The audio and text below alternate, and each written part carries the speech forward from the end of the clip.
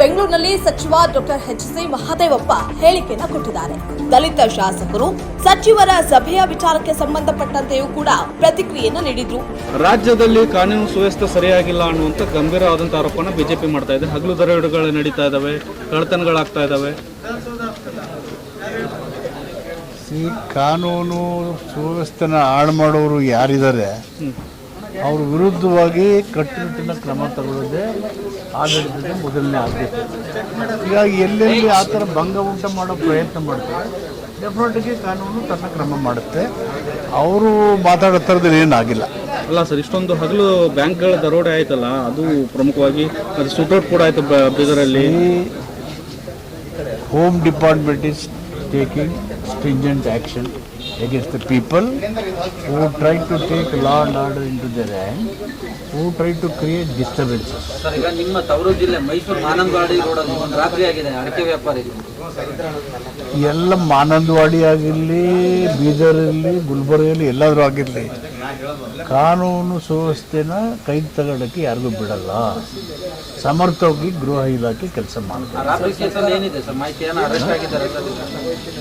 ಅವೆಲ್ಲ ಗೃಹ ಇಲಾಖೆ ಗೊತ್ತು, ಅಲ್ಲಿ ಕೇಳಬೇಕು. ಉಸ್ತುವಾರಿ ಸಚಿವರಲ್ಲ ಸರ್, ತಮಗೇನಾದ್ರು ಮಾಹಿತಿ ಇತ್ತ ಅಂತ ಸರ್? ನಮ್ಮ ಜಿಲ್ಲೆದ ಹಾಂ ಸರ್, ಟೀಮ್ ಮಾಡಿದ್ದಾರೆ, ಒಂದು ಟೀಮ್ ಮಾಡಿದ್ದಾರೆ. They are acting on the issue. ಅವರು ತುಂಬ ಯಶಸ್ವಿಯಾಗಿದ್ದರು, ಅದಕ್ಕೆ ಟೀಕೆ ಮಾಡ್ತಾರೆ ಸರ್. ಇನ್ನೊಂದು ಸರ್, ರಾಜ್ಯದಲ್ಲಿ ಗೋ ಹತ್ಯೆ ನಿಷೇಧ ಕಾಯ್ದೆ ಇದ್ರೂ ಕೂಡ ಗೋಗಳ ಮೇಲೆ ದೌರ್ಜನ್ಯ ಆಗ್ತಾ ಇದೆ, ಹಸುಗಳ ಮಾರಣ ಮಾಡಲಾಗ್ತಾ ಇದೆ ಅನ್ನೋ ಒಂದು ಆರೋಪವನ್ನು ಮಾಡ್ತಾ ಇದ್ದಾರೆ ಸರ್. ಇಲ್ಲ, ಆರೋಪಕ್ಕಿಂತ ಹೆಚ್ಚಾಗಿ ಹಾಂ ಸರ್, ಆ ಥರ ಯಾರು ಪಾಪ ಗೋಗಳ ಮೇಲೆ ಕೆಚ್ಚಲು ಕುಯ್ಯೋದು, ಗರ್ಭಿಣಿ ಆಗಿರೋ ಹಸುನ ಇದು ಹೀನ ಕೃತ್ಯ. ಅದು ಅವು ಕೃತ್ಯ ಕ್ರಮ ತಗೋತೀವಿ ರೀ. ಹಾಂ ಸರ್.